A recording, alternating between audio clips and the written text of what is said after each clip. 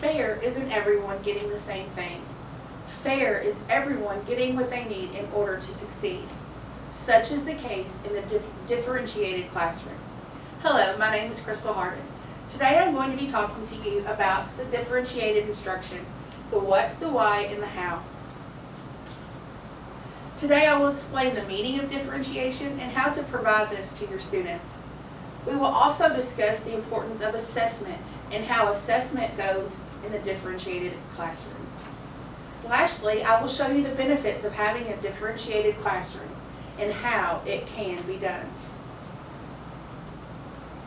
In the second edition of Carol Ann Tomlinson's book, The Differentiated Classroom, Responding to the Needs of All Learners, she defines differentiation as the way in which a teacher anticipates and responds to a variety of student needs in the classroom. Educational changes over recent years have made a greater need for differentiation in our classrooms. Years ago, when classrooms had few to any English language learners, or ELL as we call them, now today there's ELLs from all over the world in one single classroom. Also, teachers who once had little to no access to technology in their classrooms now have an open door full of possibilities due to technology in regards to learning and to teaching their students. Many people now consider differentiated instruction a fundamental expectation in today's diverse classrooms. Teachers who provide differentiated instruction, we strive to do whatever we can to make sure that all of our students grow and learn and are challenged each and every day. We understand that by attending to the human needs and human differences, we can best help our individual students address common needs such as safety, belonging, achievement, contribution, and fulfillment. There are three pillars of differentiation: philosophy, principles, and practices. Philosophy is regarding diversity as normal and is valuable. Our principles is an environment as a catalyst for learning. And our practices, proactive planning to address readiness, to address our interest, and the learning profile. Now we come to the what, why, and how of differentiation. What do we differentiate? We differentiate four subjects. The content. This is what we as teachers want our students to learn from a particular study segment. Or it can also be the materials or mechanisms through which students gain access to the important information. As teachers in the content phase, we should ask ourselves, how do we adjust or modify the knowledge and skills we expect our students to learn? Next is the process.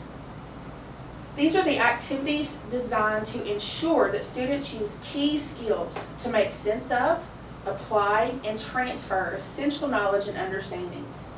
During this process, we as teachers should ask ourselves, how do we modify teaching strategies to help students acquire the knowledge and skill they need?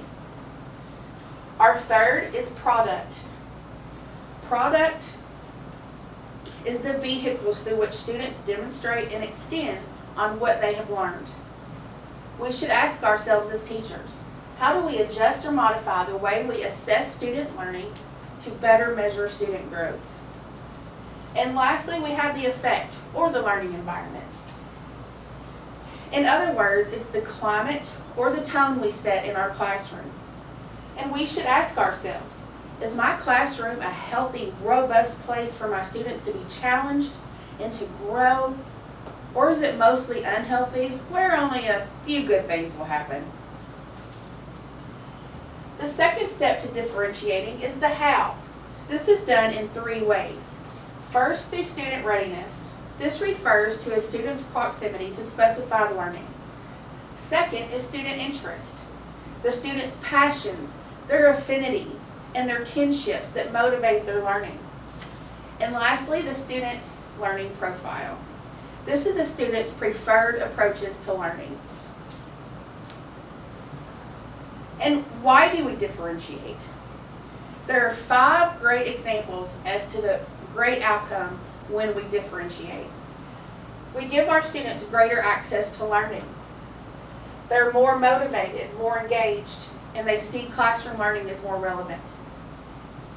There's a greater efficiency of learning. There's an appropriate level of challenge for each and every student, and the opportunity to express their learning. So far we have discussed what the term differentiation means and the what, why, and how of a differentiated classroom. Now let's look at the role that assessment plays in a differentiated classroom. Assessment is organic, it is diagnostic, and it is ongoing. It provides teachers with day-to-day data pertaining to student readiness. Assessment is no longer something that comes at the end of a unit. In the book Differentiated Assessment Strategies, C. Chapman and R. King define today's assessment as a means of understanding how to modify tomorrow's instruction. Assessment is quick, and it's not always recorded for a grade, yet it leads to increased yields in academic growth. And lastly, my point, it can be done. Teachers who utilize differentiated instruction in their classroom have fewer discipline issues. Their student growth is significantly increased. And with their students, they have more positive and productive interactions. And lastly, even the students who are most reluctant learners can become focused and motivated when appropriately challenging tasks are assigned specifically to meet their needs. Classroom differentiation is vital for our students to succeed.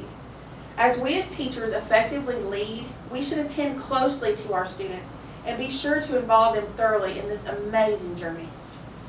Together with our students, we can plan, set goals, monitor progress, and analyze successes as well as failures, while we seek to multiply success and learn from our failures.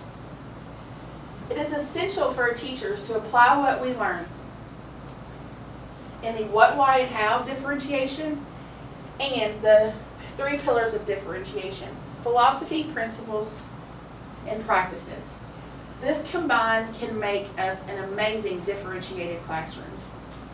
And remember, teachers in the most effective and exciting differentiated classrooms don't have all the answers, but what they do have is determination and optimism. So in summary, let's recap differentiation. It is the way to anticipate and respond to a variety of needs inside your classroom. We differentiate content, process, product, and the effect or learning environment. And we do this through student readiness, student interest, and student learning profile. Our reasons for providing a differentiated classroom include access to learning, motivation, efficiency of learning, appropriate challenges, and opportunity to express their learning. It's also important to remember that assessment is organic, diagnostic, and ongoing. In today's classroom, it is an understanding of how to modify tomorrow's instruction. And most importantly, it can be done. I will close our time together today with a powerful quote from Carol Ann Tomlinson, author of The Differentiated Classroom.